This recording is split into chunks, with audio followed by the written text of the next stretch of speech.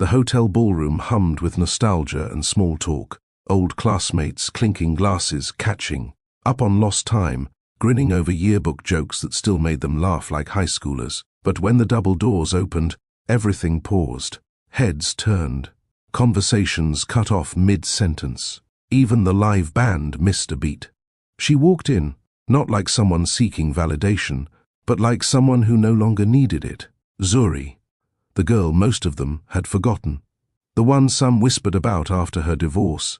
The one who had left Raleigh without a word years ago. But this Zuri, she wasn't the version they remembered. No, this Zuri walked with stillness and strength. Her stride wasn't rushed. It was precise, grounded, whole. Her natural curls framed her face like a crown. Her dress hugged her body with dignity, not desperation. Her heels clicked softly against the floor, but each step sounded louder than the music. Henry Wynne, her ex-husband, was across the room, laughing with classmates, one hand resting on the lower back of his new wife.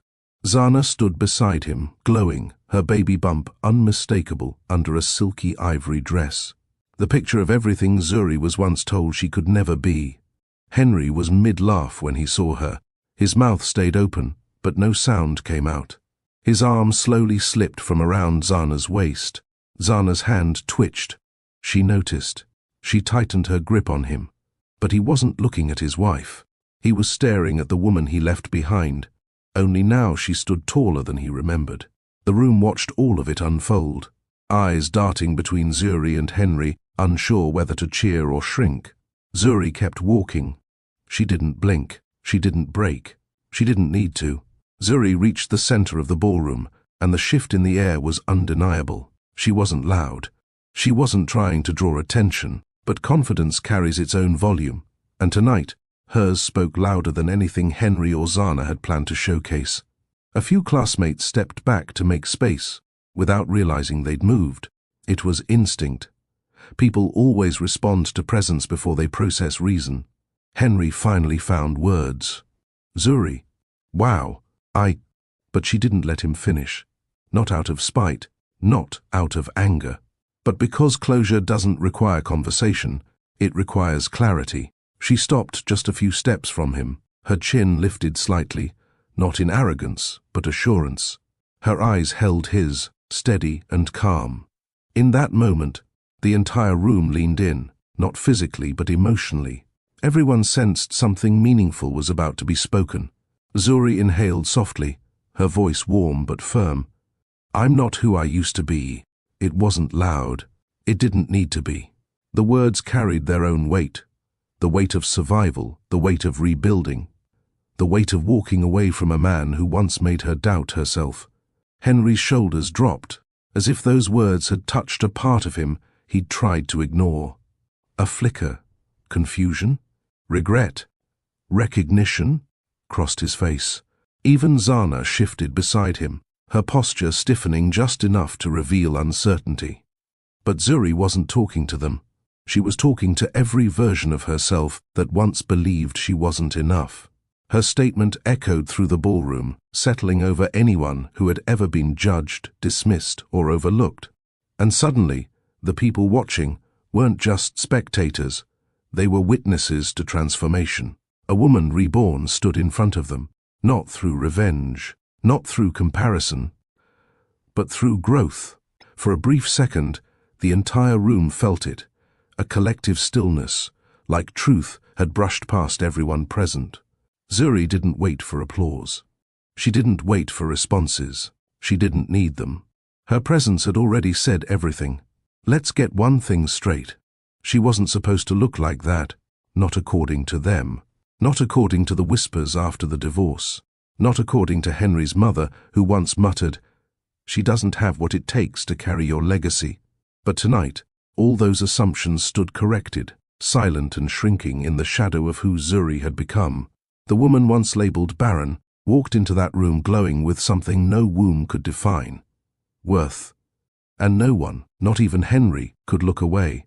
He had paraded his new wife as if her pregnancy was a trophy, a validation, a silent jab at the woman who once slept beside him, believing they'd grow old together. But now, Now the trophy stood across from him, just not in the way he thought. Zuri didn't need to prove she could carry a child. She had carried herself, through heartbreak, through healing, through the painful rebuilding of an identity that had once been shattered on a cold clinic floor when the doctor said, "It's going to be difficult." She had carried herself through every look of pity, every whispered insult, every silent dinner, with a man whose love had started to shrink as soon as she couldn't deliver his mother's dreams. And here she was now, untouched by their opinions, untouched by the years of gossip, untouched by the shame they tried to lay at her feet like a chain. Tonight, she wasn't the woman who couldn't give life. She was the woman who gave herself one. That kind of power, you don't need to announce it. You just walk in and let them feel it. Have you ever given someone everything and still watched them walk away like it wasn't enough? Have you ever sat in silence, knowing you did nothing wrong, but still felt like you were being punished for not being someone else? That was Zuri. She had loved Henry with her whole heart. She'd poured herself into their marriage like it was soil for something beautiful to grow. But love, real love, isn't proven in perfection. It's proven in the moments that test you. And when that moment came, when the doctor looked her in the eye and spoke a word that changed everything, Henry didn't hold her tighter. He let go. Worse, he made her feel like the diagnosis was her identity. He traded a lifetime of shared dreams for a new woman with a due date, as if that was all love needed to be complete. Zuri didn't just lose a marriage. She lost the version of herself that believed love was unconditional. She cried in private. She smiled in public. She whispered to herself in dark kitchens, "Maybe if I had just..." But healing doesn't begin with maybe. It begins with enough. And that's the part that hits home for so many of us. Because whether it was a partner, a job, a parent, a so-called friend, too many people know what it's like to be overlooked, underestimated, or discarded simply because they didn't meet someone else's expectation. But Zuri, she chose not to shrink. And that choice, that quiet, radical choice, changed everything. So, if you've ever been the one left behind, if you've ever asked, "What's wrong with me?" after someone decided you weren't worth the fight, you're not alone. And Zuri's story, it's yours too, because what they called a flaw became the fire. This wasn't just a high school reunion. It was a reckoning. Not the kind made with revenge, the kind made with rebirth. Because when Zuri stepped into that room, she didn't come to prove anything to Henry. She didn't come to compete with Zana. She didn't come to remind anyone of what they lost. She came to confirm who she found, herself. And that's what makes this story worth hearing from beginning to end. Because there are rooms, maybe you've been in one, where people try to shrink you into silence. Rooms where your pain is turned into gossip, where your name is tossed around like a rumor instead of a woman. But what if healing didn't mean hiding? What if walking away was the beginning of your becoming? What if rejection wasn't your ruin, but your release? Zuri didn't just walk away from a man. She walked into herself. She walked into a future no one expected her to reach, not because she wasn't capable, but because they couldn't imagine a woman rising without their permission. But she did. And by the time this story is done, you'll know exactly how she got there. From heartbreak in a doctor's office, to the moment Henry froze mid-sentence, realizing the woman he left was now the one no one could ignore. So stay with me, because who she became changed everything. Hey family, if you believe healing and transformation are real, do me a favor. Tap that like button right now. It helps more people find stories that uplift. Don't forget to subscribe to Mr. Victor Storytime. We've got more stories just like this, and I promise you won't want to miss a single one.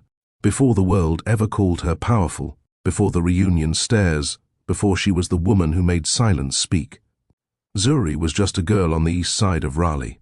She grew up in a modest two-bedroom house tucked between rows of weathered porches and loud laughter. Her block had a rhythm, not always calm, but always alive. Kids double-dutching on the sidewalks, aunties swapping gossip over folding chairs, the occasional argument on the corner, followed by someone blasting gospel music loud enough to drown it out. That was home. Zuri was raised by parents who believed in honest work, God first and community always. Her mama was a Sunday school teacher who made cornbread like it came straight from heaven. Her dad? A mechanic whose hands always smelled like motor oil and whose prayers could still shake a room. She was taught early that value isn't always visible, that being soft wasn't weak, that black girls carried strength in their bones, whether the world recognized it or not. And every time someone overlooked her in school, Zuri would hear her mama's voice. "Your worth ain't waiting on permission, baby. You walk like you belong." She was quiet, but not shy. Polite, but not passive. In school, she kept her circle small. Mostly church girls, neighbor friends, a cousin or two. She wasn't the type to chase popularity. She was the type to carry her books close and hold her head even closer to the truth of who she was becoming. At church, the elders loved her, called her gentle and wise for her age. She'd wear her pressed Sunday dresses and sit next to her mom on the choir pew. When the pastor spoke about purpose, Zuri listened like the words were being carved into her ribs. That was her world. Faith, family, familiar faces, and for the longest time, it was enough. Until someone from the other side of town noticed her, someone from a world she didn't expect would even look her way. Henry Wynne was every kind of boy Zuri had been warned about, not because he was cruel, but because he was untouchable. He went to the same high school, but he belonged to a different world.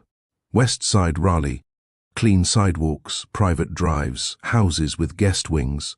He was the kid who showed up in ironed uniforms and had a car waiting by junior year. His family threw New Year's parties with real catering.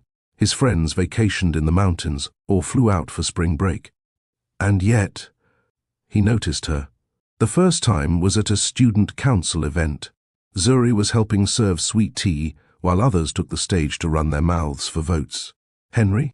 He was watching her, not staring, not gawking, but observing like he saw something deeper than the dress she wore or the braids falling over her shoulder. Later that week, he asked to sit with her during lunch. She thought he was joking. "Why?" she asked, blunt as ever.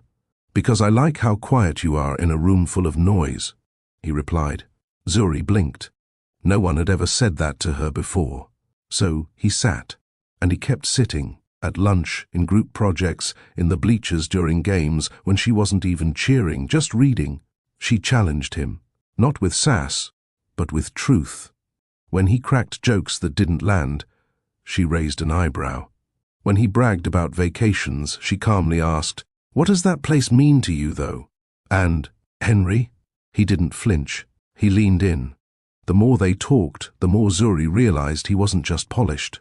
He was curious, especially about her world. He asked questions about her church, her family's Saturday fish fries, the corner store she walked to every Friday for peanut chews and soda. It was never pity. It was never exotic fascination. It was interest, real, steady interest. And for a girl who'd learned to walk invisible in certain rooms, that kind of attention felt like sunlight in January. Zuri didn't fall for Henry fast. But slowly, yes, deeply, absolutely. It started with him waiting by her locker. He never pushed, just stood there like he had time, and Zuri appreciated people who didn't make her feel rushed. From there came the walks home. Henry would meet her near the edge of East Raleigh, where his black Audi looked out of place next to her neighbor's rusted pickup. He'd leave it parked and walk the rest of the way beside her, carrying her books, asking questions about her day. Sometimes they'd stop for snowballs from Mr. Lionel's cart. Sometimes they just walked in silence, their shoulders occasionally brushing. Her heart thumping like it was trying to memorize every second. The first time he kissed her, it was behind the old library, under a flickering streetlight. He leaned in slowly, asking with his eyes before he asked with his lips. She nodded, shy but ready. It wasn't fiery. It wasn't perfect. It was real. And for two kids from different sides of the track, that was rare enough to feel sacred. Their first Valentine's Day?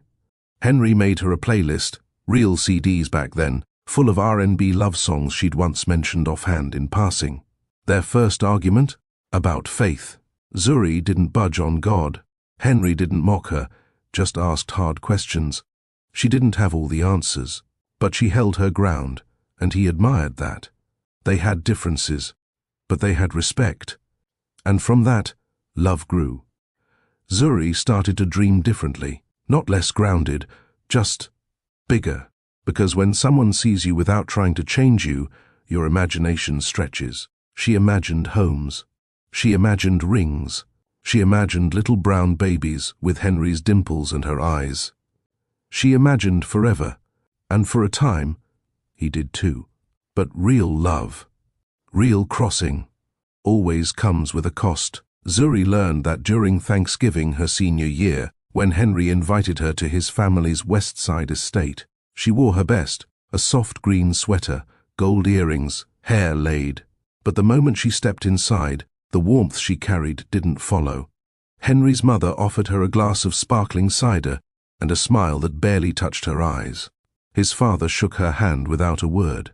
Dinner was filled with questions that didn't sound like curiosity, they sounded like testing. Where are you planning to go for college? Oh, public university. I see. You said your father works with cars.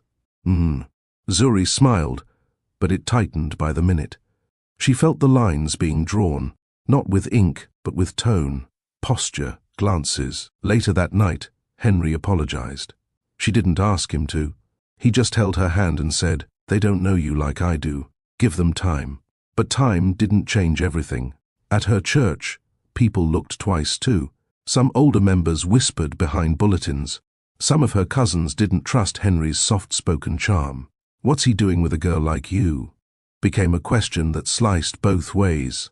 Zuri carried that weight. She carried it in the pauses at family dinners, in the nervousness at his family functions, in the need to explain herself in spaces where she should have been welcomed, not measured. But she also carried him. And for a while, that felt like enough. They got through graduation. They got through the awkward family barbecues and the slightly too long silences in grocery store aisles when they walked side by side. They got through it all. Because in the small moments, the walks, the notes, the laughter over inside jokes, their love still made sense. But love that exists between two different worlds always walks a fine line. And Zuri was beginning to realize, not all bridges are built to last. Zuri never planned a fairy tale wedding. She didn't grow up dreaming about crystal centerpieces or ballroom receptions. Her version of a perfect day was simple. People she loved, music that felt like home, vows spoken with sincerity. But when Henry proposed just after their freshman year of college, she said yes because she believed their love could transcend the challenges they'd already seen rising around them. Their ceremony was held in a modest church on the east side. Zuri's family filled the pews with warmth and joy. Her aunts wore bold hats. Her uncles hummed low gospel chords under their breath. Her cousins danced down the aisle before she entered, clapping and celebrating the way her community always honored moments of love. Henry's side, however, was quieter. His mother, Eleanor Wynne, sat stiffly on the front pew, pearls sitting perfectly against her collarbone. His father, Robert, nodded politely at guests but barely engaged. The rest of the Wynne family observed the ceremony with restrained smiles, the kind that suggested they were trying to make the day pass smoothly, not joyfully. Zuri noticed, but she kept walking down the aisle, her eyes fixed on Henry, who stood, waiting with a smile that made the entire room soften for her. The vows were tender, sincere, filled with youthful hope. Henry squeezed her hands like he meant every word, and for Zuri, those words outweighed any cold glances from the other side of the room. After the reception, after the goodbyes, after the last piece of cake had been boxed and stored, Zuri followed Henry to the west side. It felt like crossing a border, not physically but socially. The lawns were wider. The houses seemed to watch her. The mailboxes looked polished, the sidewalks unstained. It wasn't that her East Side upbringing lacked dignity. It was that this world screamed for things she'd never been taught to chase. They moved into a townhouse provided partly through Henry's family connections. Zuri decorated it with small touches of home, framed scriptures, handmade throws from her mama, scented candles she loved. Henry didn't mind, in fact. He embraced her touches. At least at first. Their early days as newlyweds were sweet. They cooked pasta together. They watched movies on the couch. They laughed at the same jokes as before. Zuri clung to those moments, believing their love was strong enough to balance out the differences in how they were raised. But as the weeks passed, subtle changes emerged. The neighbors greeted Henry warmly, but blinked twice at Zuri, as if trying to place her. Some were kind, others were polite in a way that felt practiced. At community gatherings, she sensed people scanning her clothes, her voice, her hair, assessing her as if she were part of a silent checklist. Henry didn't notice it. Not really. His privilege had never required him to. Whenever Zuri tried to gently bring it up, he would say, "They just need time, babe. You'll see." She wanted to believe that. She tried to believe that. She stayed gracious, stayed warm, stayed herself. But the world she stepped into had walls she couldn't see at first. And though she didn't say it aloud, she felt those walls closing in as she tried to settle into a life that required her to learn new rules she had never agreed to play by. Still, she held on, because love, in the beginning, made her brave, and she wasn't ready to lose the sweetness of what they once shared. Eleanor Wynne had mastered the art of politeness. She spoke softly, dressed neatly, and carried herself with grace that came from generations of wealth. She knew exactly how to make someone feel welcomed without ever allowing them to feel accepted. From the first dinner Zuri attended as Henry's wife, she felt it. "Zuri, you look lovely," Eleanor said, each word measured, each smile rehearsed. "Thank you," Zuri replied, offering genuine warmth. Eleanor nodded with a polite stiffness that revealed her true feelings more clearly than any words could. Throughout dinner, she asked questions that felt like interviews. "So, how is your family adjusting to everything? Must be quite different from your side of town. What career path are you considering, dear? Or are you planning to stay home for a while? Your church community, they must be very lively." Zuri answered each question respectfully, but deep down, she understood the meaning beneath them. Eleanor was assessing her worthiness, searching for flaws, confirming her assumptions. Every time Henry tried to pull his mother into a warmer conversation, Eleanor would direct her attention somewhere else. The silverware, the centerpiece, her phone, anything but genuine dialogue. When Zuri complimented the dinner, Eleanor responded, "I hired a chef tonight. I wasn't sure. What spices you're comfortable with?" A subtle jab, wrapped in hospitality. Zuri smiled through it, not because she didn't notice, but because she refused to let the sting define her. Over time, Eleanor perfected her cold rituals, invitations sent last minute, comments disguised as concern, praise that always fell short of sincerity. She would compliment Zuri's effort instead of her achievement, her pleasant personality instead of her intelligence. Henry noticed some of it, but lacked the courage to address it directly. It was easier for him to downplay what she felt. "She's just adjusting," he'd say. "She means well. She wants us all to get along." But meaning well was not Eleanor's struggle. Accepting Zuri was. During one holiday dinner, Eleanor leaned toward her with a smile so thin it almost disappeared. "I hope you're settling in, dear. It must be quite a change from the life you're used to." Zuri inhaled slowly, kept her posture strong, and replied, "I'm grateful for where I come from. It prepared me for where I'm going." The table fell quiet for a moment. It wasn't confrontational, it was simply truth. Eleanor didn't like truth delivered by someone she underestimated. She dabbed the corner of her mouth and said, "Of course, of course," the phrase she used whenever she needed to end a conversation without granting respect. Zuri smiled, not out of obedience, but because she refused to lose herself in rooms built to diminish her. But with each passing month, each cold dinner, each curt greeting, she felt something shifting beneath her relationship.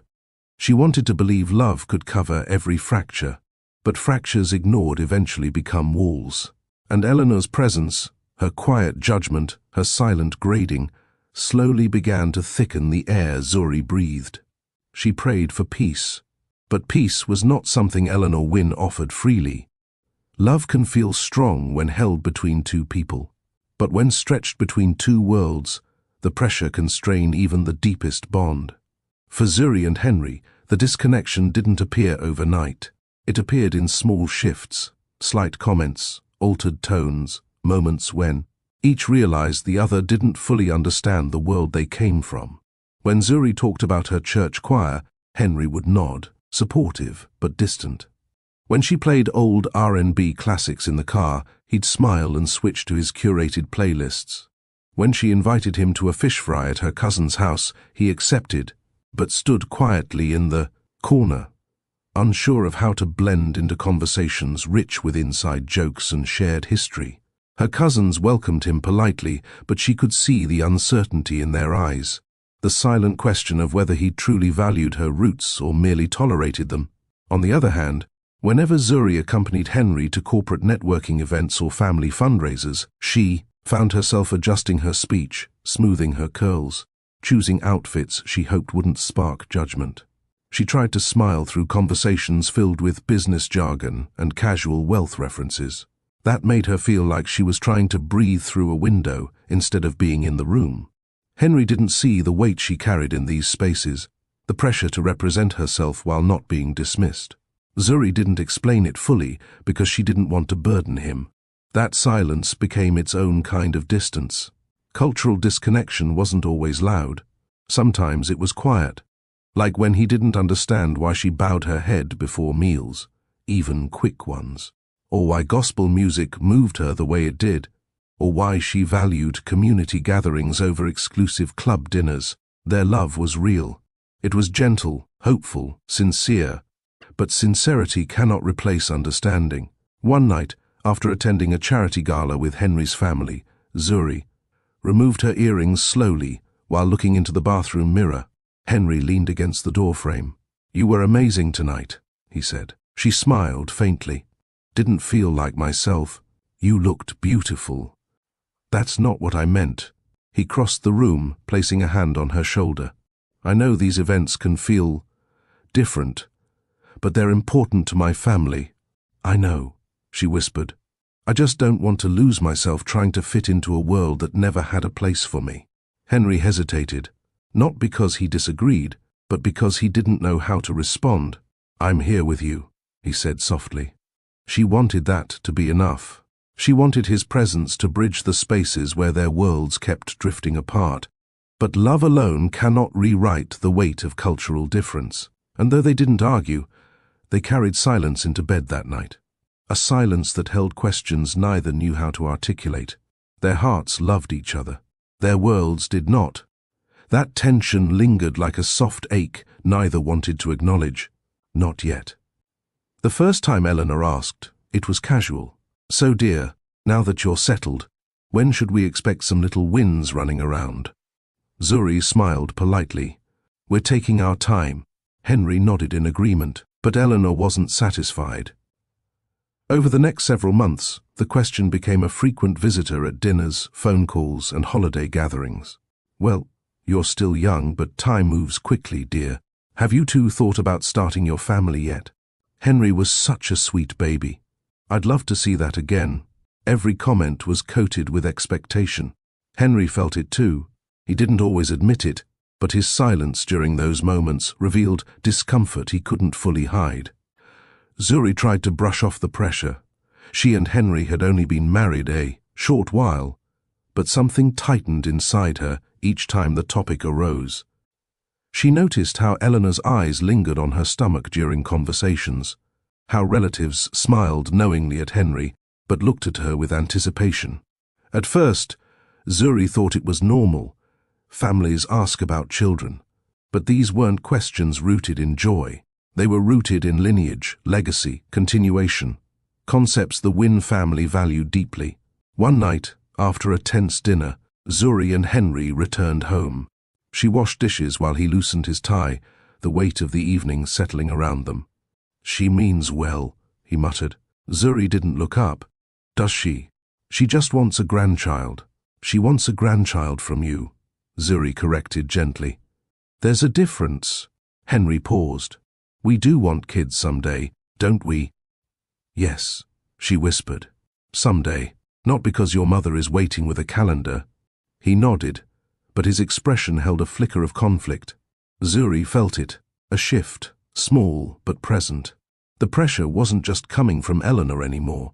It was seeping into her marriage. Over the months that followed, she felt eyes on her at every family gathering.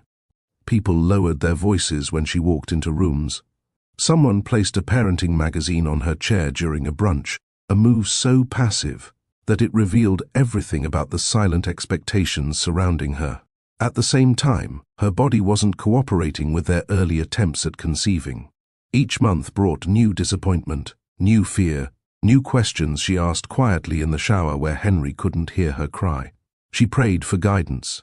She prayed for patience. But with every prayer came a shadow of worry. What if her inability to conceive wasn't temporary?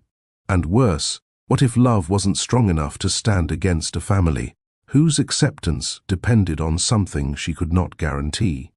The pressure grew, not in explosions, but in whispers, whispers that would soon erupt into the pain that changed everything.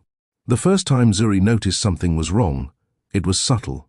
She had been tracking her cycle for months, timing everything, taking vitamins, eating better, praying harder. But every month ended with the same sinking feeling. Another unused pregnancy test.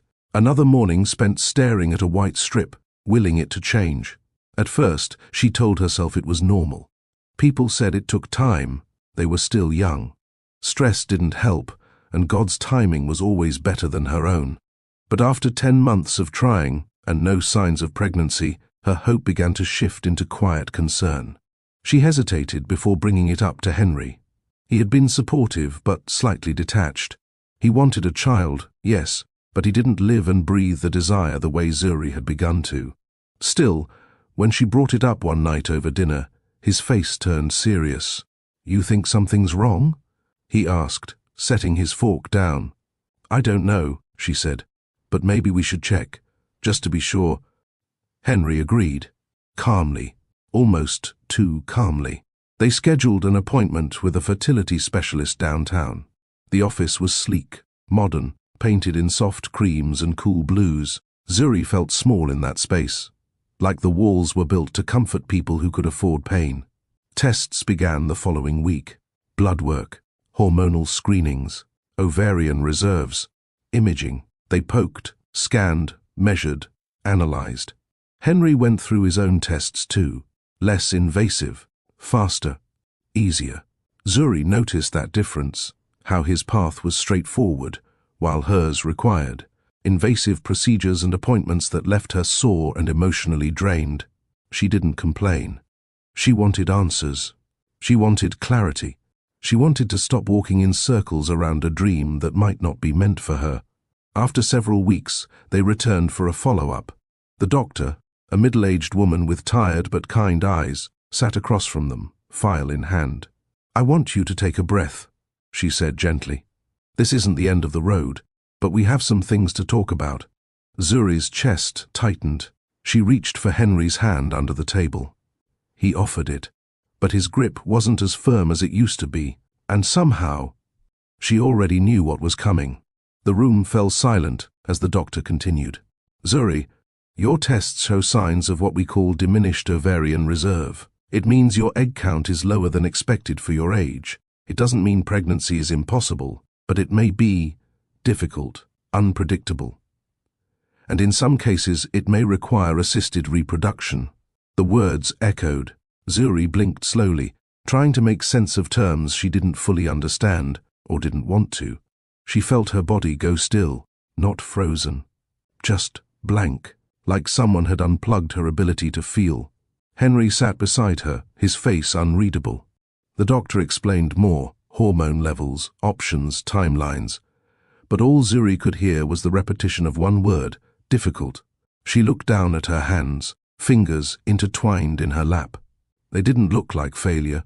They looked like the same hands that had written essays, cooked dinner, held. Children in church nurseries clasped Henry's hand during late-night talks. But now, they felt empty. Henry cleared his throat. "So, what now?" he asked. The doctor gave them a list of options: fertility medications, IVF, donor eggs in extreme cases. It wasn't a definitive no. It was a long, uncertain maybe. When the appointment ended, Zuri thanked the doctor quietly. She walked to the car in silence. The moment the doors closed, she turned to Henry. "I'm sorry," she whispered. He shook his head. "Don't do that. It's not your fault." But his tone had shifted. No anger, no blame. Just something colder than she was used to. Something distant. At home, she curled into bed and stared at the ceiling, replaying the conversation over and over. Difficult, complicated, unpredictable. She thought about the little ones she used to imagine running through their home, the bedtime stories, the ultrasound photos she hoped to hold. All of it, now blurred. Tears came slow, not loud. Her chest didn't heave. Her hands didn't shake, but her spirit cracked. The kind of crack that doesn't announce itself loudly. It just widens. A little more every time hope reaches and touches nothing in return. She lay there until the sun came up, not because she couldn't sleep, but because something inside her had forgotten how. The first few days after the diagnosis, Henry stayed quiet, too quiet. He went to work as usual, ate dinner with her, sat beside her on the couch during TV reruns. But something in him had shifted. He no longer touched her the same, no longer looked at her the same. Gone were the soft back rubs when she looked tired. Gone were the whispered prayers before bed. Gone was the man who used to squeeze her hand, just to say, "I'm with you." Zuri noticed everything, but she said nothing. At first, she thought maybe he was processing. She gave him space, but space grew into silence, and silence grew into distance. One evening she reached for his hand during dinner. He didn't pull away, but he didn't hold back either. His hand stayed limp in hers, like the connection meant less now that the future had blurred. Later that night, she asked gently, "Do you still see us having a family?" Henry looked away. "I don't know." It wasn't an accusation. It wasn't a plan. It was a flat truth, one that landed like a stone in Zuri's chest. "I'm still me," she whispered. "This doesn't change that." But Henry didn't answer. He just walked into the other room and closed the door behind him. Over the next few weeks, they shared fewer words. He began staying at the office later, coming home more tired, responding with, "I'm fine," even when he clearly wasn't. Zuri tried. She cooked his favorite meals. She left love notes in his bag like she used to in college. She wore his favorite robe on Saturday mornings, but his gaze drifted elsewhere.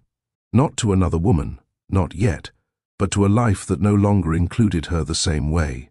Zuri could feel it, not because he said anything, but because he stopped saying everything. The hardest part wasn't the diagnosis. It was losing him in pieces. Not all at once, but in slow, aching fragments. Eleanor always knew how to pick her moments. It was at a small family luncheon, just Eleanor, Henry, and Zuri, meant to lift spirits after the news. The setting was beautiful. Expensive silverware, white linen, dishes with more decoration than flavor. Zuri sat quietly, trying to remain composed. Henry stared into his coffee, saying little. And Eleanor, she smiled through the entire meal, until dessert, when she set her fork down and folded her napkin neatly on her lap. "Zuri, I hope you know we all want what's best for you," she said. Zuri nodded cautiously. Eleanor continued, her voice like honey wrapped around glass. "But sometimes the heart and the body don't always move in agreement." Zuri tilted her head slightly. "I'm not sure I follow." Eleanor clasped her hands. "Henry has always wanted a family. You know that. We all want to see the Wynn name continue. It's tradition." Zuri's throat tightened. "I want that too." "Of course, dear," Eleanor said with a gentle smile that didn't reach her eyes. "But wanting and being capable are two different things." Capable. The word stung sharper than any curse. Zuri didn't respond immediately. She couldn't. Henry didn't defend her. He didn't flinch. He just sat there, silent. Zuri looked at him, searching for something. Anger, loyalty, a line drawn in her honor. But he kept his gaze low. Later, in the car, she broke the silence. She called me incapable, Henry. Right in front of you. I think you misunderstood. No, I didn't. He hesitated. She's just worried. Zuri's voice cracked. So am I. That night, Zuri lay awake, staring at the ceiling. Again. Only this time, she wasn't grieving her diagnosis. She was grieving her marriage. Because the man who once said we're a team had watched her take a hit and said nothing. And the silence screamed louder than the insult. The day everything shattered didn't start with warning. It began like any other weekend, quiet, unassuming, wrapped in the kind of routine Zuri had learned to cling to just to keep her heart steady.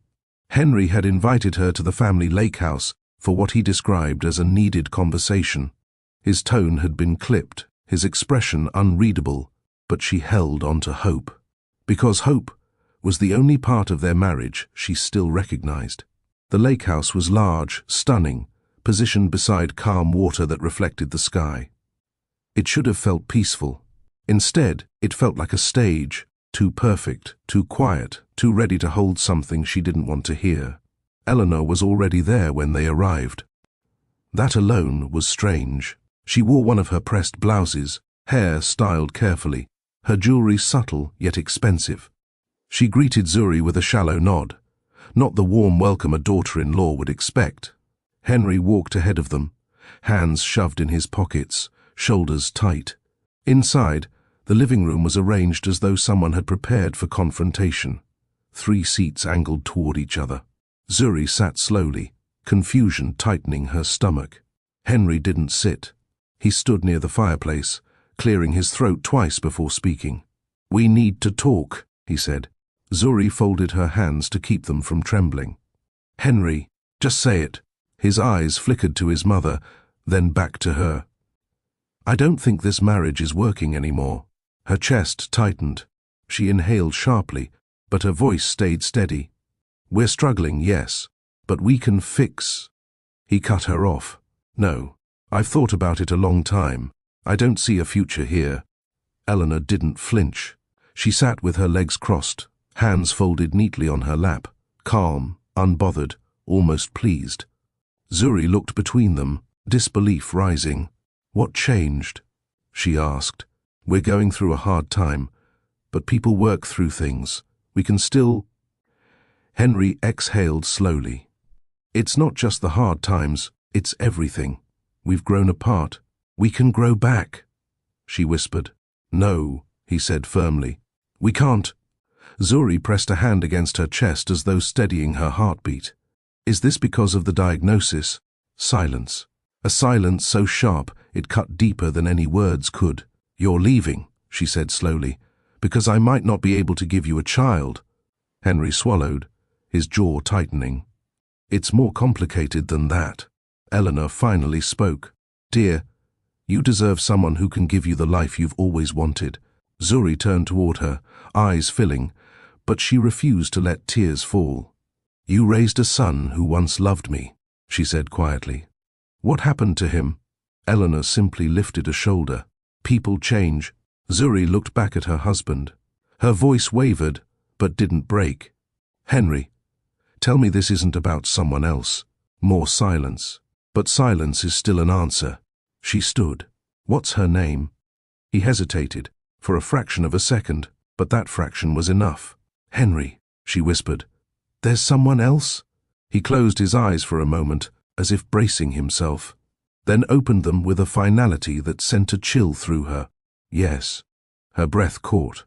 Her knees weakened, but she remained standing. "I didn't plan it," he said quickly. "It just happened." "With your mother's approval, I'm sure," Zuri added bitterly. Eleanor didn't deny it. Zuri took a slow step back, steadying herself. "So you're ending our marriage," she murmured, right here, in front of her. Henry's voice softened, but it didn't change the cruelty of the moment. "I'm sorry, Zuri. I don't love you the way I used to." She nodded slowly, almost mechanically, "because sometimes heartbreak isn't loud. Sometimes it's quiet, a slow unraveling of certainty. In that moment, Zuri felt the floor shift under her feet, and everything inside her began to break. Eleanor stood first. "Henry, bring her in," she said, her tone composed, almost rehearsed. Zuri's blood ran cold. Her? Who was her? Henry hesitated before nodding, then walked to the hallway near the kitchen. Soft footsteps followed, light, delicate, practiced. Zuri braced herself, her heart beating against her ribs like a warning drum. When the woman stepped into the room, everything inside Zuri went still. She was beautiful, the kind of beauty people notice effortlessly. Soft curls falling against her shoulders, smooth skin, a calm, poised expression. She wore a cream dress that seemed to glow in the sunlight streaming through the windows. Her hands rested gently on her belly, her pregnant belly. "This is Zana," Henry said quietly. "We've been seeing each other for a little while. A little while." Zuri felt the words slice through her. Zana gave a small, sympathetic smile. "Zuri, I know this is hard. I'm not here to hurt you." Zuri almost laughed, not because it was funny, but because pain sometimes shows itself in disbelief. "You're not here to hurt me," she repeated softly, "but you're carrying my husband's child." Zana looked down, shame flickering across her face. Henry stepped closer to her, placing a hand on her shoulder. A gesture Zuri recognized intimately, one he once reserved only for her. Seeing it now was like watching a memory die in real time. "She wasn't the reason things changed," Henry said quickly. "We were already falling apart." "We were hurting," Zuri corrected. "But we were not apart." He didn't argue. He didn't have to. His silence confirmed everything. Eleanor stepped closer to Zana with warm familiarity. "We're excited to welcome her into our family," she said, brushing a gentle hand over Zana's arm. "She's wonderful." Zuri felt something inside her tear, not because Zana existed, but because Eleanor had never shown her even a fraction of that kindness. Zana cleared her throat. "I didn't mean for things to start this way. I truly didn't. But when Henry told me about your struggles, our struggles," Zuri repeated sharply, "or my diagnosis," Zana looked down again. "I'm sorry." The apology hung in the room, empty, not cruel, not malicious, just meaningless. Zuri turned to Henry, her voice barely above a whisper. "You replaced me while I was grieving." Henry's jaw tightened. "Zuri, please." "No," she said firmly, lifting a hand. "Don't soften it. Don't rewrite it. You found someone else while I was breaking." No one spoke. Not even Eleanor. Not even the air dared to move. Zuri closed her eyes for a moment, steadying herself before opening them again. "Congratulations," she said quietly. "Truly. I hope you find the completeness you think you lost." Her dignity filled the silence like a blade, sharp, clean. She walked toward the door, her steps slow but unwavering, until she felt Henry call out softly, "Zuri, wait." She stopped, but didn't turn. "What?" she asked. "I didn't want to hurt you," he whispered. Zuri inhaled shakily. "Hurt isn't always loud, Henry," she said. "Sometimes it's just watching someone you loved become unrecognizable." And with that, she walked out. The door clicked shut behind her, softly, painfully, permanently. The sunlight outside felt harsher now, like the world shouldn't dare shine so brightly when hers had just collapsed. She walked down the wooden steps of the lake house slowly, gripping the railing as if the earth beneath her couldn't be trusted. Her vision blurred as tears collected, but she refused to let any fall until she reached the bottom. She needed air. She needed distance. She needed to breathe, without hearing Eleanor's polite cruelty or seeing Zana's glowing belly or watching Henry's quiet betrayal unfold again and again. Her car was parked beside tall pines lining the gravel drive. She reached it, unlocked the door with trembling hands, and collapsed into the driver's seat. She rested her forehead against the steering wheel, inhaling deeply, fighting the scream lodged in her chest. Everything she thought she knew about her marriage had shifted in one afternoon. She started the engine, but her hands were shaking too badly to drive. Instead, she put the car in park and let her tears break free at last.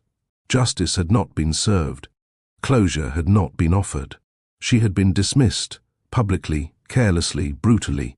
She cried until her lungs ached, until her throat burned, until she felt emptied out like a house stripped of furniture. When she finally looked up, her reflection stared back at her in the rearview mirror.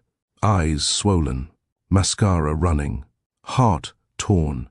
But still, Zuri, still the girl raised on the East Side, taught by her family to rise after every fall.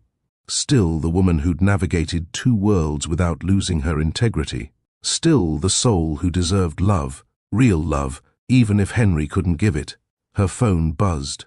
A text from Henry, "Let me know when you get home safely." She deleted it immediately. He didn't get to care now, not after this. Zuri placed both hands on the steering wheel, breathing in deeply as she forced her heartbeat to settle. "You will not break here," she whispered to herself. Not for him. With a shaky exhale, she put the car in drive and pulled away from the lake house.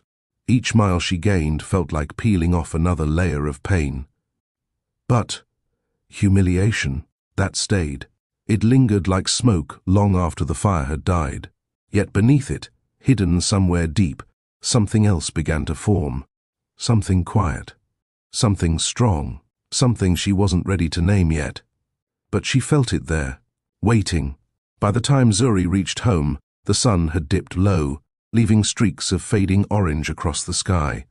She parked in front of her townhouse, turned off the engine, and sat in silence. She wasn't the same woman who had left that morning. Something inside her had shifted, not abruptly, not loudly, but with a deep, grounded clarity. She walked inside, closed the door behind her, and locked it. Not because she feared anything outside, but because she needed to protect what was left inside. She removed her shoes. She wiped her tears. She stood in the living room, staring at the framed photos of her and Henry from happier times, moments that now felt like memories from a different life. She walked toward one of the frames, lifted it slowly, and studied the smiling faces. That smile had been real then, but it wasn't who she was now. Her hand trembled, but she set the frame down gently, not thrown, not shattered, because she would not let rage define her any more than Henry had. She walked to the bathroom, splashed cold water on her face, and leaned over the sink. Her reflection stared back at her, tired but alive. "You are not worthless," she whispered. "You are not failing. You are not defined by that diagnosis." Each sentence grew steadier, firmer, stronger. "You are not the woman he walked away from. You are not the choice he replaced. You are still Zuri." She stood tall, gripping the counter as though anchoring herself. Her voice softened. "You deserved better, and you will have better." The vow grew inside her chest like a flame. "Never again will someone decide my value. Never again will someone measure me by what I can give them. Never again will someone define my worth." She repeated the words until her voice carried strength instead of sorrow. That night she slept lightly, not because she was broken, but because transformation had begun. It didn't roar. It didn't announce itself. It simply whispered, "Rise." 2 days after the lake house humiliation, Zuri stood in her bedroom, suitcase open, dignity folded. Carefully beside a few shirts, notebooks, and framed photos she couldn't bear to leave behind. The townhouse no longer felt like home. Every corner echoed with memories she didn't want to revisit, whispers of laughter that now sounded like betrayal. She couldn't stay in Raleigh. Not in the same city where people knew her as Henry Wynn's wife. Not in the same zip code as Eleanor's judging eyes. Not where everything reminded her of a dream that collapsed in front of an ivory dress and a swollen belly. Her cousin Talia had called the night it all came crashing down. "You pack your things and get out of there, Z," she'd said, voice fierce with love. "Come to Charlotte. We got space, we got food, we got healing. Come home." Zuri hesitated at first. She wasn't ready to talk. But she also wasn't ready to fall apart in front of anyone who might interpret her pain as weakness. She needed distance, And more than that, she needed perspective. So, with tears unshed and strength she barely understood, she zipped her bag, left the townhouse key on the kitchen counter, and drove south. The highway between Raleigh and Charlotte stretched like a quiet ribbon, trees on either side, sky wide above her. She turned off the radio. She didn't want noise.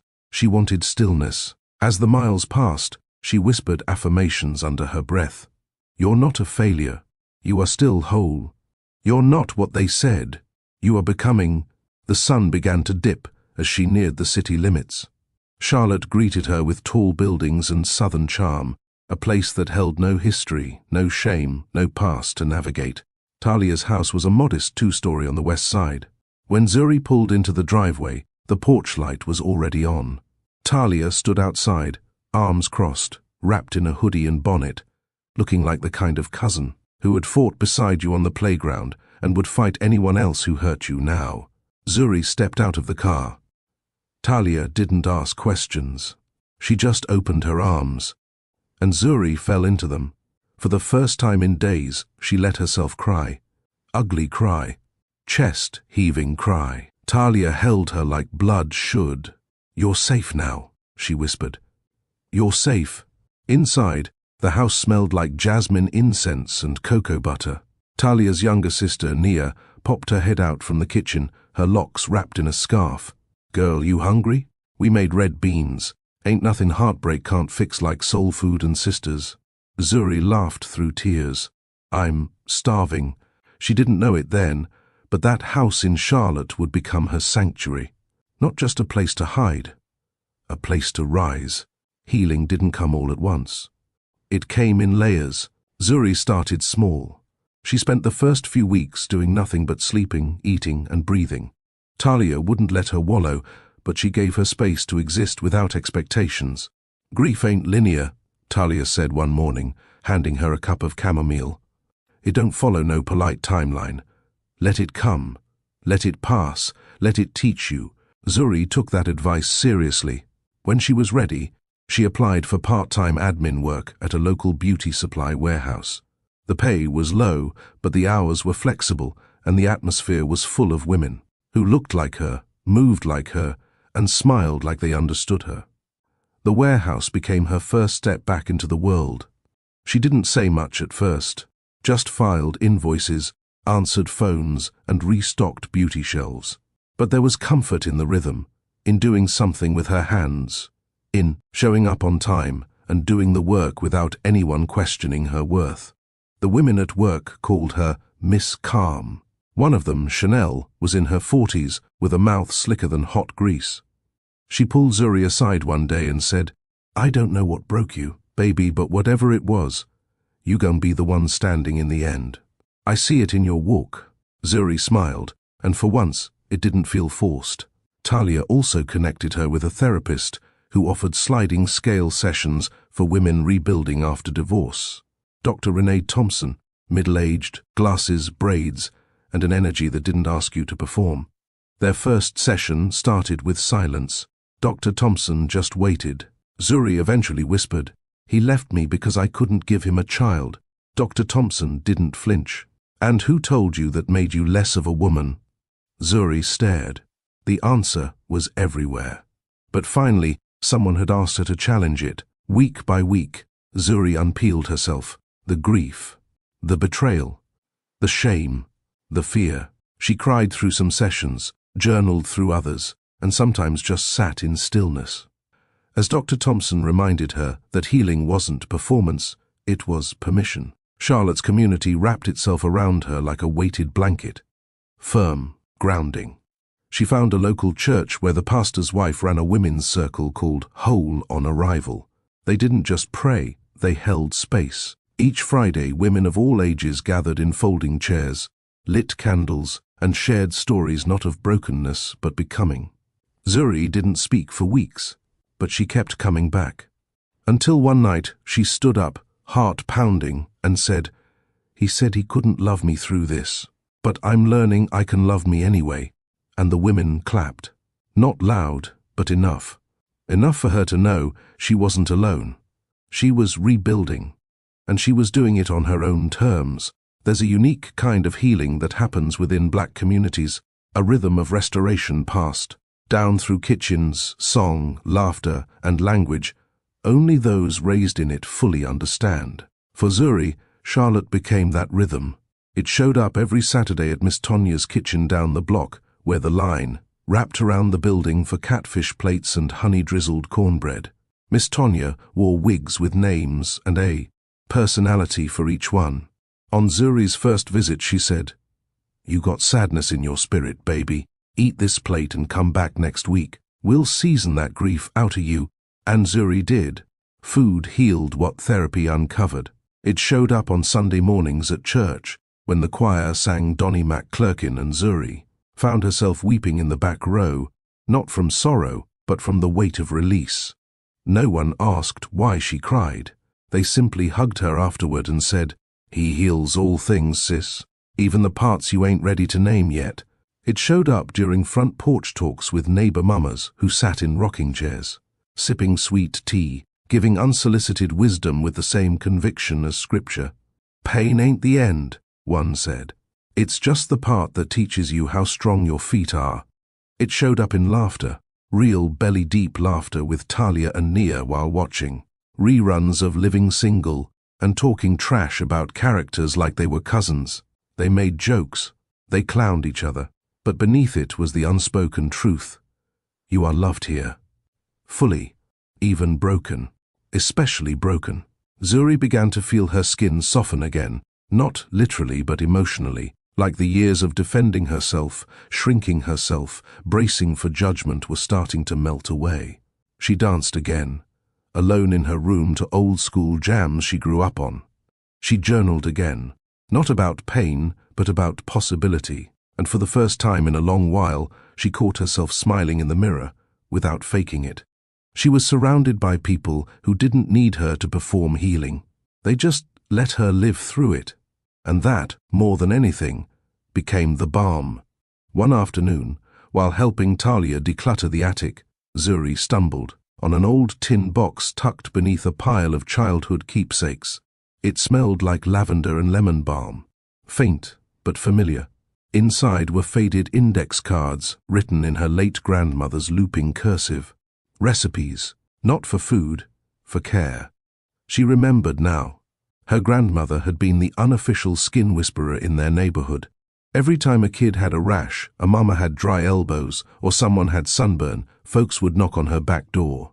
She'd mix something in an old mason jar and hand it over with instructions. Rub this on. God made it in the garden before you ever needed a pharmacy. Zuri flipped through the cards. Chamomile balm, lemongrass sugar scrub, rosehip facial serum. Each card felt like a whisper. Start here. She took them downstairs, lined up jars on the kitchen counter, and began experimenting. Coconut oil, shea butter, essential oils, all natural, all familiar. Talia walked in one day and said, "Okay, black girl magic, what's this?" Zuri smiled. "I think I'm making something. Not sure what yet," but she kept going. She gave samples to her co-workers. They raved. Chanel said, "Girl, my skin ain't glowed like this since '98. She started an Instagram page, sharing simple skincare tips with captions rooted in self-love. She called it Zuri Skin. Soft is still strong. It was more than products. It was her reclaiming her softness, her worth, her womanhood. Each jar she poured was a love letter to the girl inside her who once believed she had to earn her value. Now, she was building it with her own hands. The first time Zuri applied for a vendor table at the Freedom Farmers Market in Charlotte, she didn't even have proper labels on her jars. Just hand-cut brown craft paper tied with string, with her grandmother's old penmanship recreated in marker. She was nervous. She was also broke. The vendor fee cost more than she liked to admit, and Talia had slipped her a few 20s without saying a word. "Call it startup capital, sis," she'd said. "We invest in what we believe in." The night before the market, Zuri stayed up until 3 a.m. pouring jars of her lemongrass whipped, shea butter, melting beeswax for balm, printing ingredients on cardstock and cutting them by hand. She packed it all into a beat-up rolling suitcase she used during college. now covered in affirmations taped to the outside. Soft is not weak. Start small, but start. Your gift is not on accident. The next morning, she arrived at the market with barely enough energy to stand straight, but her table looked beautiful. She brought a fold-up mirror, clean linen, and a basket of fresh lavender. She wore a tee that read "Skin like Sunday morning," and when the first customer walked up and asked, "What makes your product different?" Zuri didn't hesitate. "I made it for women who forget they're allowed to care for themselves." That customer bought 2 jars, and Zuri cried in the car on the way home. Not because she was rich, not because she'd gone viral, not because she had a brand, but because for the first time in a long time, someone outside her circle saw the value in what she made, in what she had built. That was the beginning of her hustle era. She signed up for night classes through a local women's business center. She learned about pricing, branding, inventory tracking. She Googled how to file an LLC. She watched free webinars on how to scale a home business. She learned terms like customer retention and wholesale margins, even when the only customers she had were Chanel's co-workers and 2 church aunties who kept giving her exact change and hugs. Every dollar she made, she reinvested. She bought better jars. She learned how to photograph her products using natural light on the porch. She opened an online shop and stayed up until sunrise fixing bugs in the order system. There were nights she only slept 2 hours. Nights when a whole batch spoiled because the ingredients didn't emulsify right.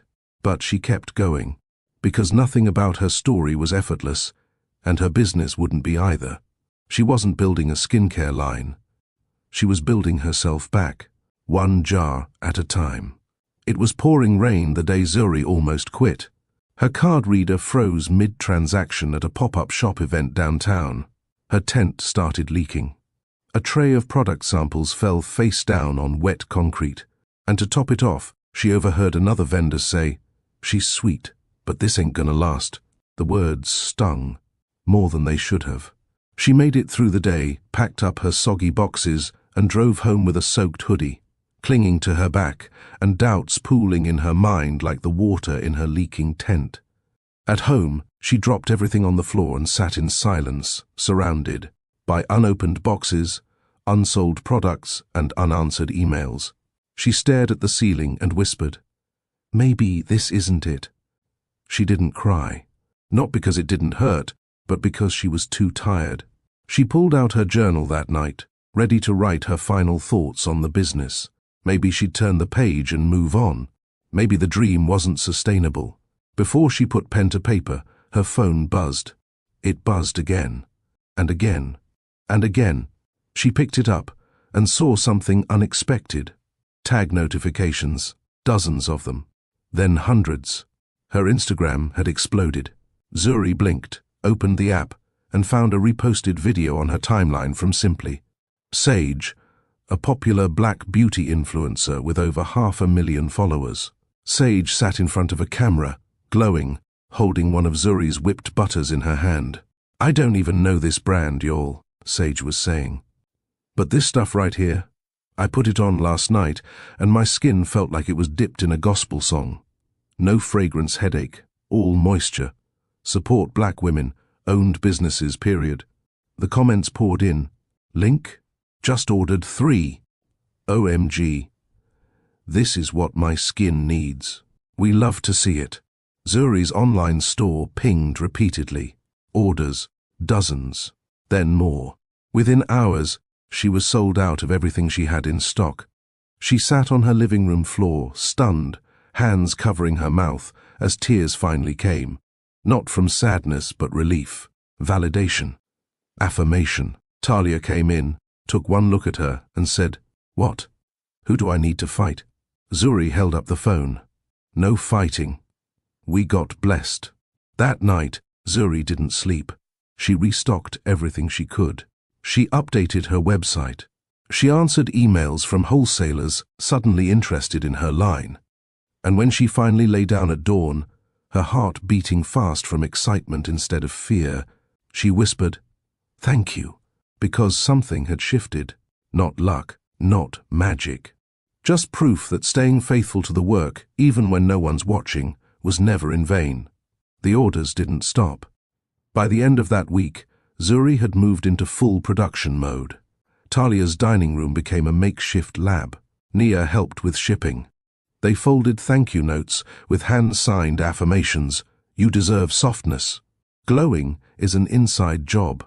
Zuri started getting emails from women who said her product wasn't just helping their skin, it was helping them remember who they were. One customer wrote, "I've been battling postpartum depression, and rubbing your balm on my hands every morning has become my daily prayer. Thank you." Another messaged, "I'm a cancer survivor. My skin changed after treatment.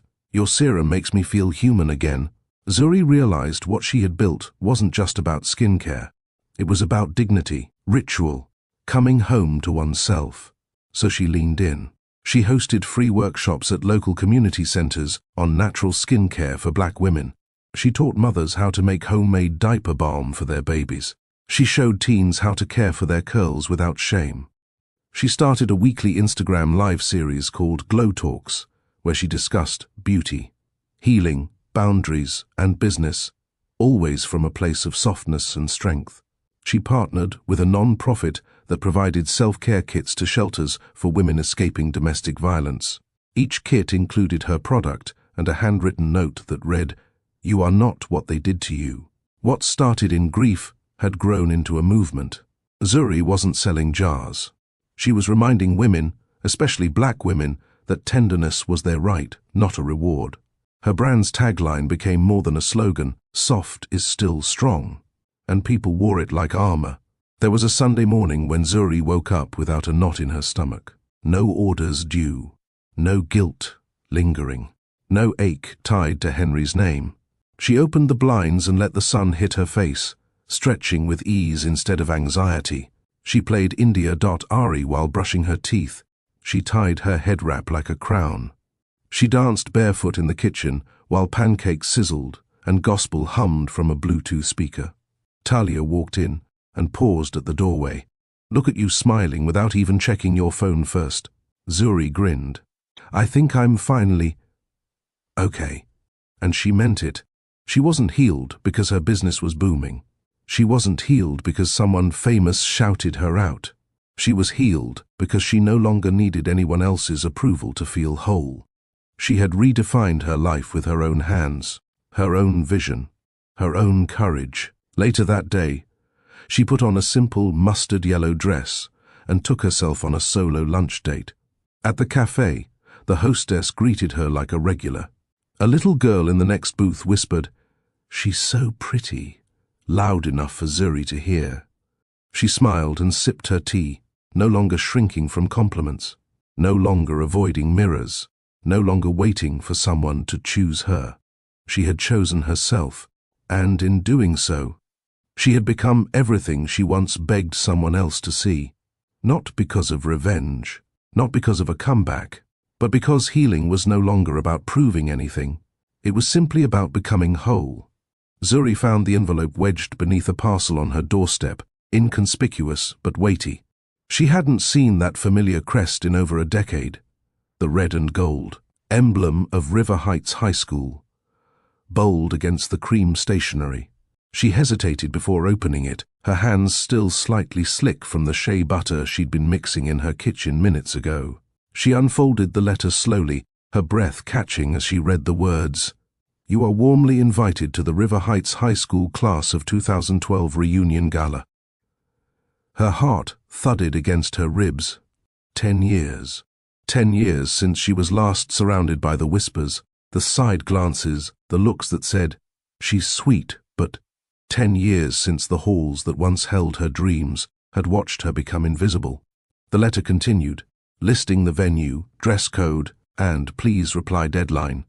Elegant cursive at the bottom read, "We hope to see the amazing woman you've become." Zuri snorted softly. Amazing woman, huh? They had no idea.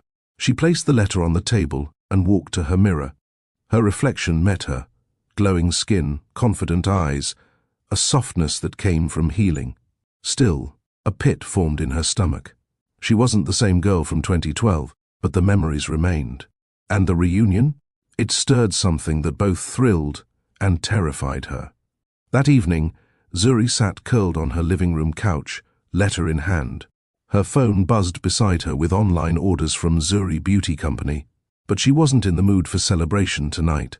Her mind drifted to a hallway echoing with teenage voices. She remembered the sting of silence when she walked into rooms.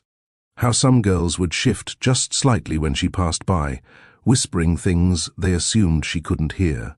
She wasn't loud. She wasn't flashy. And when Henry had walked the halls, athletic, popular, magnetic, he hadn't once looked her way. Not back then. Worse than that, Zuri had remembered Zana, even in high school, already graceful, already adored. The kind of girl people asked advice from, invited to everything, crowned homecoming court without question. Zuri had walked in Zana's shadow even before she'd known her name. At one point in her junior year, Zuri had tried to run for class secretary. She'd designed handmade flyers and passed them out, only to find some of them crumpled in the bathroom trash with "Try harder" scribbled on the back. That moment, she'd locked herself in a stall and promised to never put herself out there again. Now the idea of walking into a reunion full of those same faces, older, yes, but still etched with judgment in her memory, made her throat tighten. She had healed, but this would test just how deep those scars had gone. The next morning, Zuri stood at the stove flipping plantain slices, the aroma mixing with fresh ginger tea. Her cousin Tanisha leaned against the counter, still in her bonnet, sipping her own mug. "You gonna go?" Tanisha asked, nodding toward the invitation still on the table. Zuri shrugged. "I don't know. What's the point?" Tanisha set her mug down and crossed her arms. "The point is, you're not who you were back then, and they're not as powerful as they were in your head." Zuri scoffed. "It's not about power, it's just... I remember how they looked at me, like I was invisible, or worse, pitiful." Tanisha walked over, placing a hand on her shoulder. "Zuri, you walk into rooms now and light 'em up. Not because you're trying, but because you've grown into your own skin. Don't go for them. Don't go to prove anything." She paused, squeezing gently. "Go to remind you that you're not that girl anymore." Zuri blinked back unexpected tears. Sometimes, Tanisha knew exactly what to say without trying too hard. She always had. When Zuri first arrived in Charlotte broken and humiliated, Tanisha had given her space, and later, her strength. "And besides," Tanisha grinned, grabbing a crispy piece of plantain, "I already booked your hair appointment with my girl. She's gonna have you glowing like cocoa dusted in gold." Zuri burst into laughter. "Girl, you're doing the most." "Nope. You're the one about to do the most. Watch." Later that weekend, Zuri stepped into a boutique she'd once passed but never dared enter. Sleek mannequins posed in the window, draped in elegance. She walked in with shoulders squared and her curls bouncing freely behind her. A far cry from the hesitant woman she used to be. A sales associate approached her. "Looking for anything special?" Zuri smiled. "Reunion.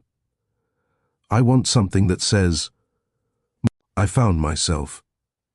The associate grinned. "Say less." Zuri tried on dress after dress, rich fabrics hugging her body, silks that moved with every step, colors that kissed her skin. But it was the emerald green satin gown, floor-length with an off-shoulder neckline, that stole her breath. She turned in front of the mirror, studying herself. Her skin shimmered, her posture royal. For the first time, the mirror reflected not just a beautiful woman, but a healed one. This wasn't about revenge or attention.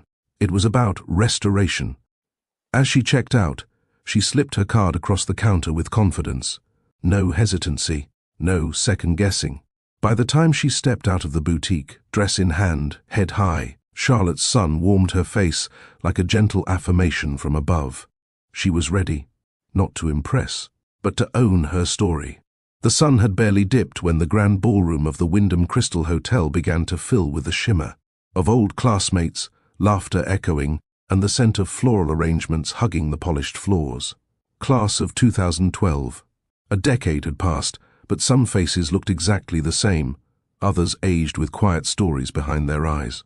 Zuri arrived at the hotel valet in a sleek black town car, simple, intentional. The driver opened her door, and she stepped out, elegance personified. Every step toward the entrance was unhurried. Her dress, a deep sapphire with a high neckline and open back, shimmered gently with each movement. Her hair was styled in a soft wave, tucked over one shoulder. No jewelry except her diamond studs and a delicate bracelet, a nod to power, not pretense. Inside, the moment her heels tapped against the marble floor, the atmosphere shifted. Conversations dipped, forks paused mid-air, and glasses tilted in surprise. Some of the very same people who'd giggled behind her back in high school now gasped aloud. Is that... It can't be... Zuri? She looks... Wow. She didn't smile too quickly. Instead, she walked with an inner calm, aware of every eye that turned toward her. She made her way to the reception desk, signed her name on the golden guest book, and then stood still for a moment, surveying the room with grace. In that second, the whispers swirled around like perfume.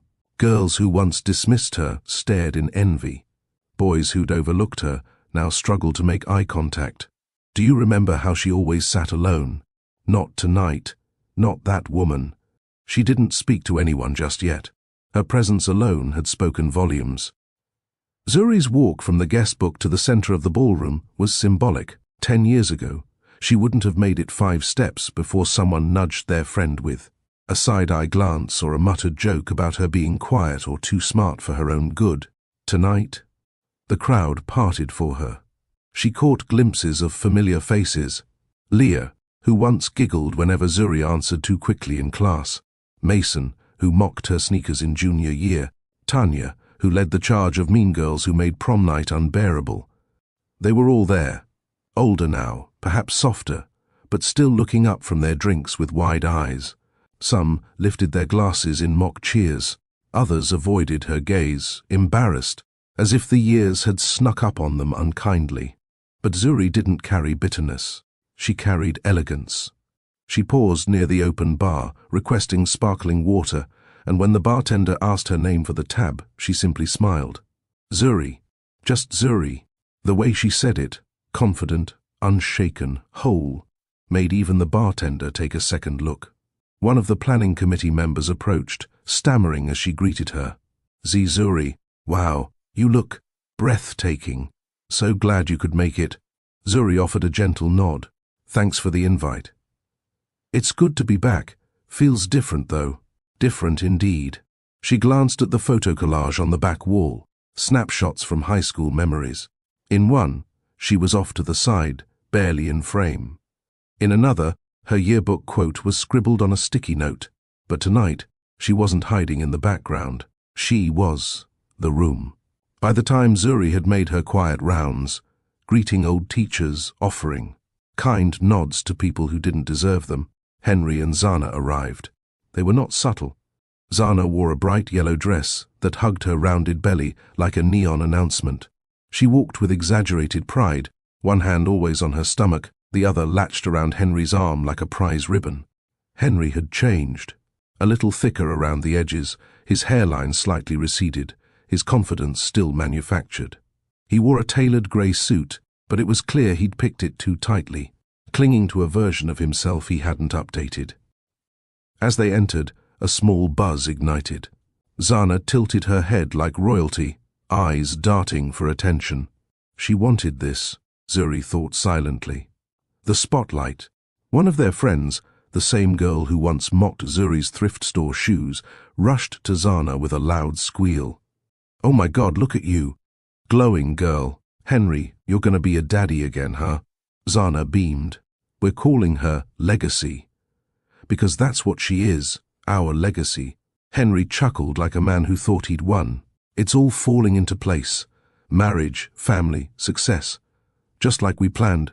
Their words were loud enough to echo into the ears of anyone nearby. It was clear they came not to reconnect but to parade. Her belly, his pride, their image. But Zuri wasn't moved.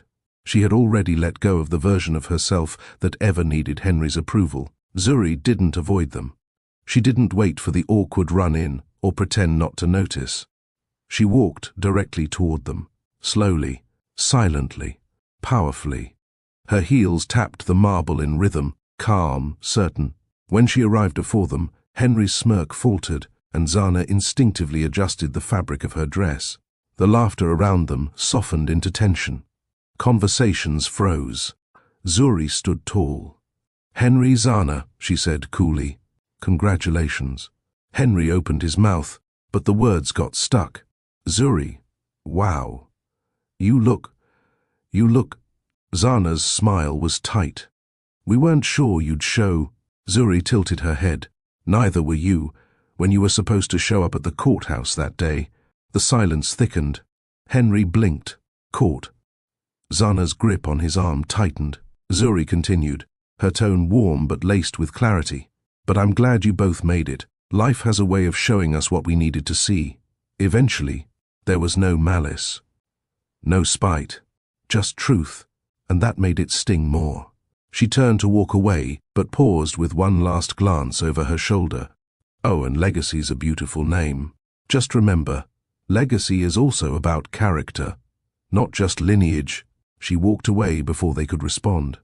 As the evening pressed on, Zuri sat at her assigned table near the edge of the dance floor, a gentle smile resting on her lips. She wasn't trying to command the room anymore. She already had. Old classmates came to her one by one, offering overdue compliments. "Zuri, I just wanted to say I always knew you were smart. But now, you're powerful.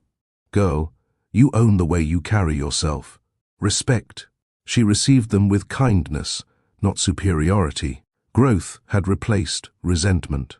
Eventually, someone asked her, "What changed you?" Zuri took a breath and looked toward the dance floor, Henry and Zana slow dancing under dim lights. The song playing was one she used to cry to. Not anymore. She looked back and answered with 5 words, "I'm not who I used to be." She didn't owe them her story. She lived it. And now she owned it. The reunion hadn't been about proving anything to anyone else. It was about affirming herself. And in doing that, she'd shaken the room, without trying to shake anyone.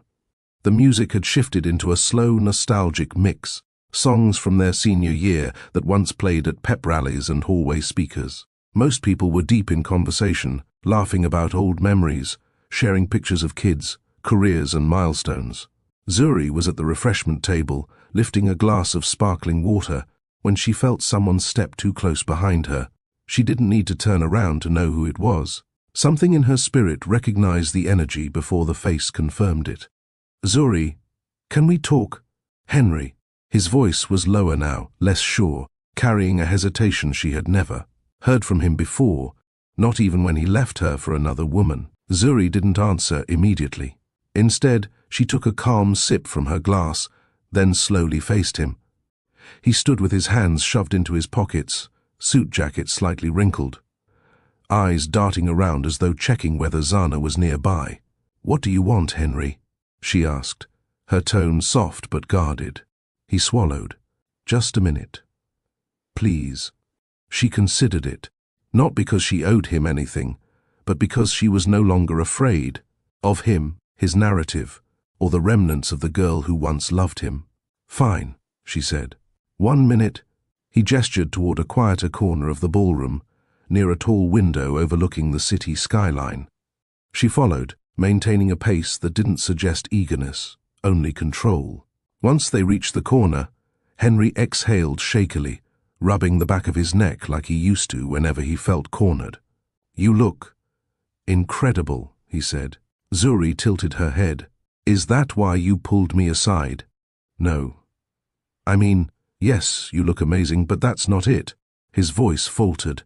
I wasn't expecting you to show up like this." "Like what?" she asked. He gestured vaguely. "Like you own the room." Zuri smiled faintly. "That's because I do. I just didn't know it back then." Henry looked down, shame creeping up the side of his face. "Zuri, I didn't realize how much I—" She cut him off gently. "Start with honesty, Henry. Don't rewrite your intentions for my sake. Just say what's on your mind." He nodded slowly. And for the first time since the lake house, he looked truly small. Henry took a deep breath, pressing his lips together before speaking. "I didn't know you had a company," he said softly. I didn't know you were doing all of this. Zuri raised an eyebrow. All of what? He hesitated. This. The confidence. The success. The brand. The glow. Everything. Zuri didn't flinch. Why would you know? You never asked. He blinked, thrown off. I guess I assumed you'd still be doing the same stuff as before. She nodded slowly. Because you built a version of me in your head and convinced yourself it was permanent. He didn't argue. He couldn't. I saw your business online recently, he continued. Somebody shared your page. I had no idea you were doing something this big. I mean, people love your products. You're helping so many women. Zuri let him stumble through the admiration he should have had years ago. It wasn't validation to her now. It was simply reality catching up. Henry exhaled deeply and said the sentence he'd been holding. I didn't know you were doing so well. Zuri tilted her head thoughtfully. Henry, you didn't know because you weren't supposed to. He froze. She continued calmly. My growth wasn't meant to update you. My healing wasn't meant to reach you. You lost the privilege of being informed about my life. The day you chose someone else's comfort over my pain. His shoulders sagged. Zuri, I really didn't mean to hurt you like that. Yes, you did, she corrected softly. It was intentional. It may not have been cruel on purpose, but it was intentional. You wanted a path that seemed easier, and you took it. Henry looked stunned, as though the truth had never been spoken so plainly to him. But she wasn't finished. And that's okay, she said gently, because I needed to know what life looked like without you holding me back. He blinked rapidly, eyes glossing with something dangerously close to regret. Henry stepped closer, lowering his voice as if the room around them had vanished. Zuri, everything you've accomplished, I'm proud of you. I hope you know that. She breathed in slowly, steadying herself. Not because she was emotional, but because she wanted her words to land with intention. I didn't do it for you to know. His eyes lifted to hers. She continued, firm but serene. I didn't build a business so you could say you're proud. I didn't heal so you could see it. I didn't grow so you could reconsider your choices. Henry's jaw tightened. That is what this feels like, she said. Like you're measuring me now with a different ruler, one you only pulled out once you realized I wasn't broken anymore. He opened his mouth, but nothing came out. My success isn't a compare and contrast to your life, she added. It's not a rebuttal to the story you told about me after the divorce. It's not a trophy for you to admire. It's mine. Henry swallowed. I never thought you'd become. She raised a hand politely, stopping him mid-sentence. No. You never thought I'd become anything without you. Her words weren't sharp. They were clean. Truth didn't need aggression to cut. Henry leaned against the window, elbows on his thighs, breath shallow. I messed up, he whispered. Zuri nodded once. You made a choice. He looked up, startled by the neutrality in her voice. A choice that wasn't good for me, she clarified. But it was good for who you were at the time, and honestly, I needed you to make that choice. If you hadn't, I might still be shrinking myself trying to earn love that wasn't meant for me. Henry's face twisted, as though the words scraped against his pride. Zuri didn't soften them. She didn't need to. She had learned that the truth didn't need to be wrapped gently to still be kind. Henry straightened, placing a hand over his chest, like a man preparing to confess. Zuri, I'm sorry, he began, for everything. For not standing by you, for listening to my mother, for choosing comfort over loyalty, for not fighting for us, for... Zuri held up a hand again. Henry, stop. He blinked. What? You're apologizing for your own freedom, she said gently. Not for my sake. He stared at her, confused. She explained, you don't owe me an apology. You owe yourself understanding. Because none of what happened can be undone with sorry. But I hurt you. Yes, she said calmly. You did. And I healed. The simplicity of her words shook him harder than any dramatic confrontation ever could. She continued, forgiving you wasn't the mountain. Forgiving myself was. I had to release the version of me that believed I needed to earn love by shrinking or suffering. A tear slipped down Henry's cheek. the weight of her liberation sinking into him like reality rewriting itself. "Zuri," he whispered, "I miss who we were." "But I don't," she said softly. Not cruel, not dismissive, just clear. He exhaled, shoulders folding inward.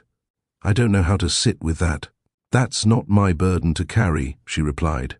"And that's why this is peace, not closure." Henry nodded slowly, resigning to the truth. "You really don't need anything from me, do you?" "Not anymore." Before Henry could respond, a gentle voice interrupted. "Henry, everything okay?" Zana. She approached with caution, one hand resting on her stomach.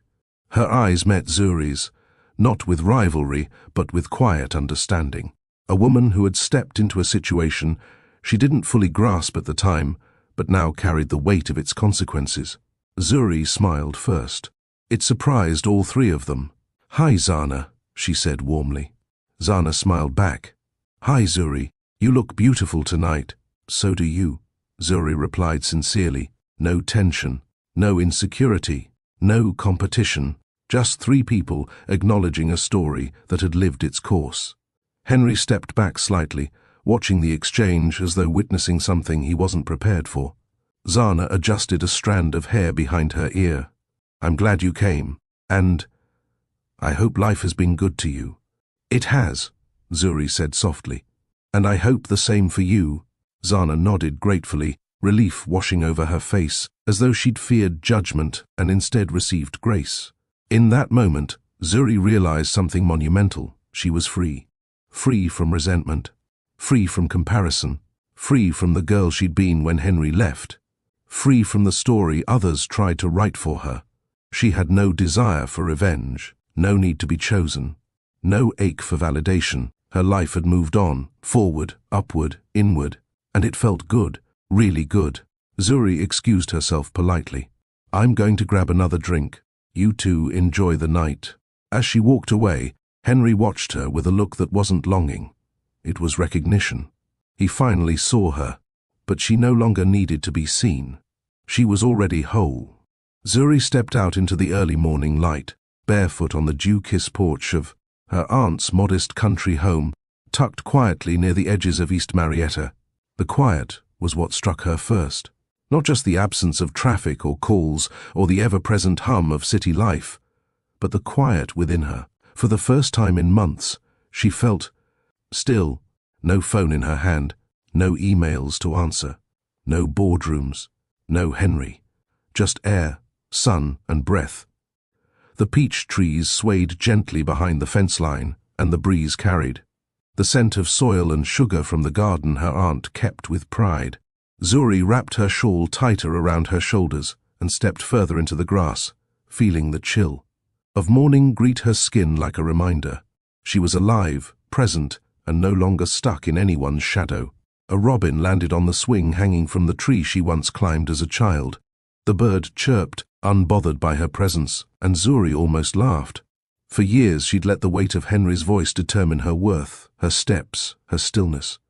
But now it felt distant. In the past, peace used to feel foreign, something she chased through.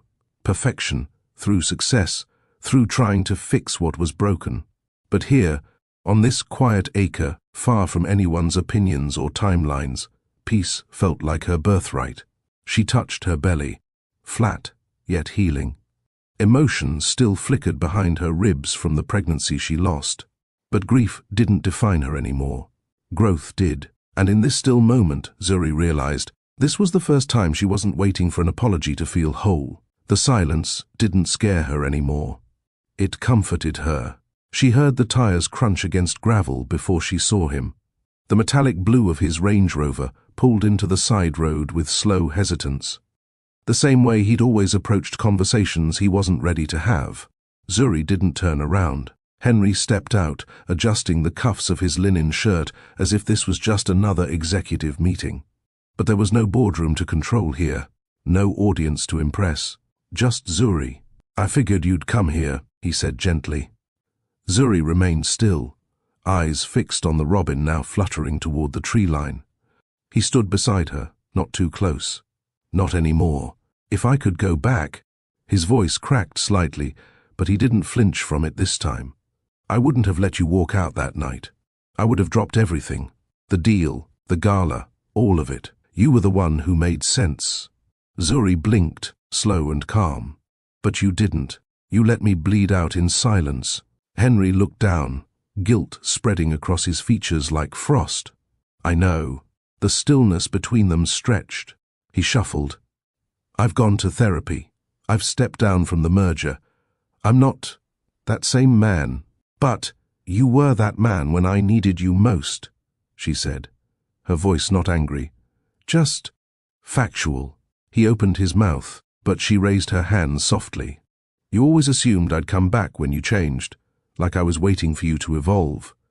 But Henry, I evolved without you.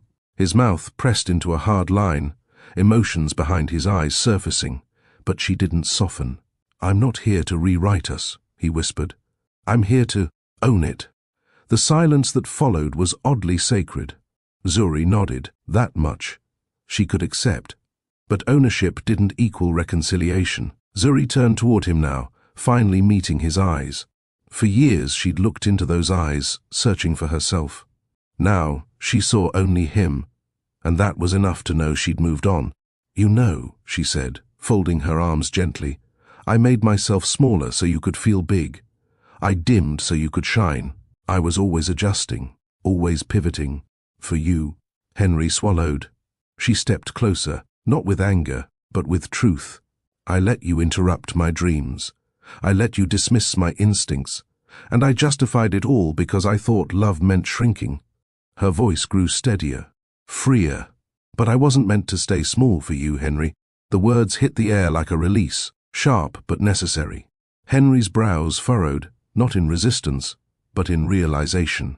I loved you, Zuri said, her eyes now glistening, but I started loving myself more. And I'm not sorry for that. He opened his mouth, but no defense came. No slick monologue, no excuse, just stillness. Do you know the difference between guilt and change? She asked, softly. He looked down. One disappears after an apology, the other shows up when no one's watching. She paused, waiting. Henry whispered, I'm trying. Zuri nodded. That's between you and God. She exhaled and stepped back. The robin was gone now. The swing hung still. I forgive you, she said, not for his sake, but for her own. He looked up.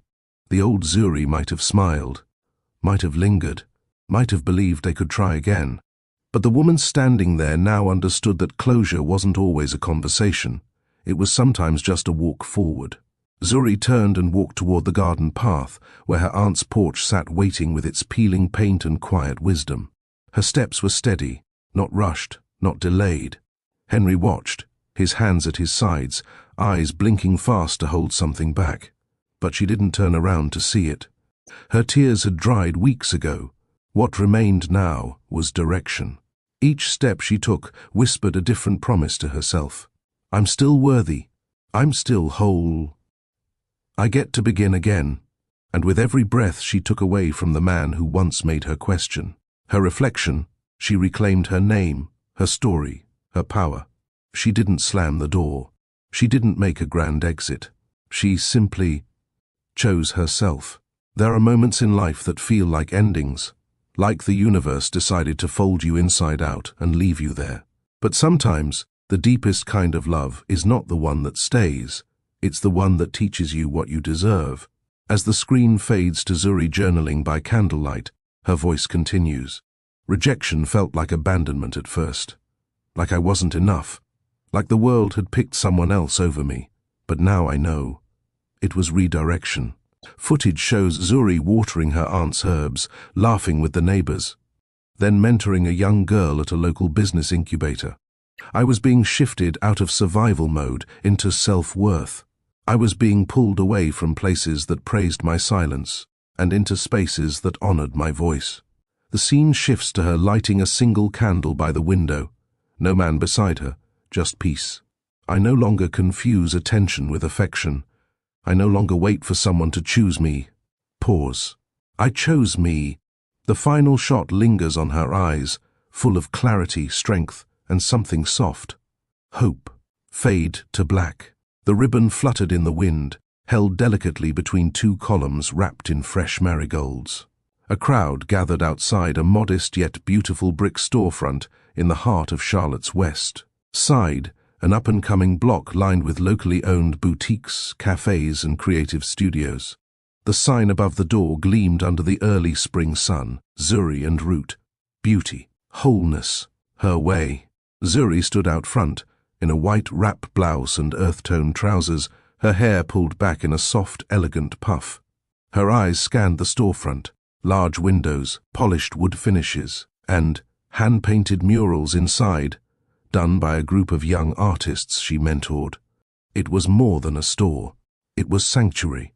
12 months ago, she was still navigating the shards of the woman she used to be. Today, she stood tall, not as someone healed by another, but as someone who learned to hold space for her own healing.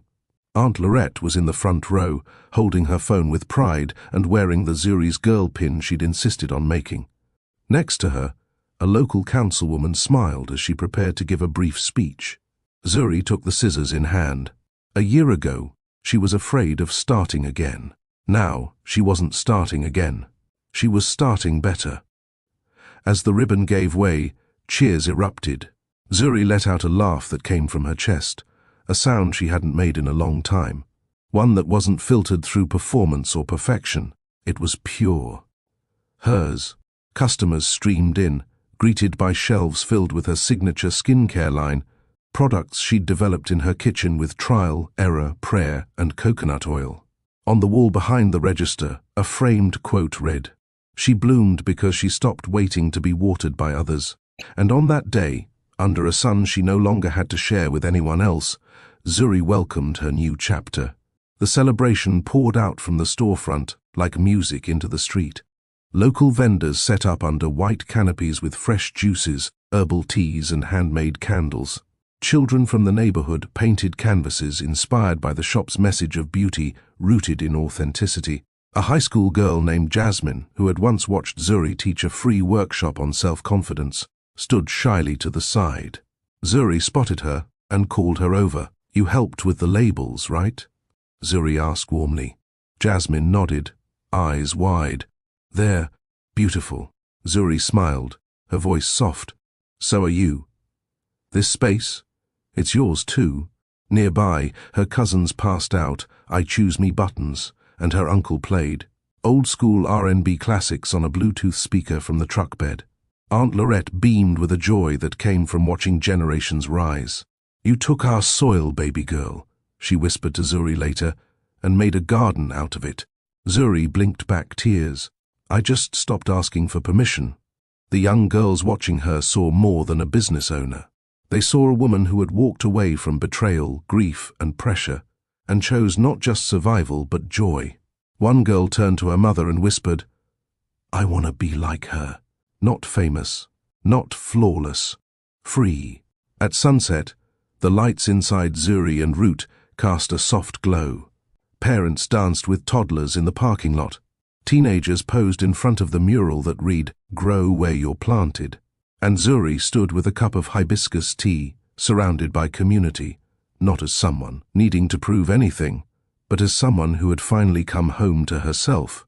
Long after the music faded and the last guests trickled out, Zuri stood alone inside her store. She ran her fingers across the smooth wooden countertop.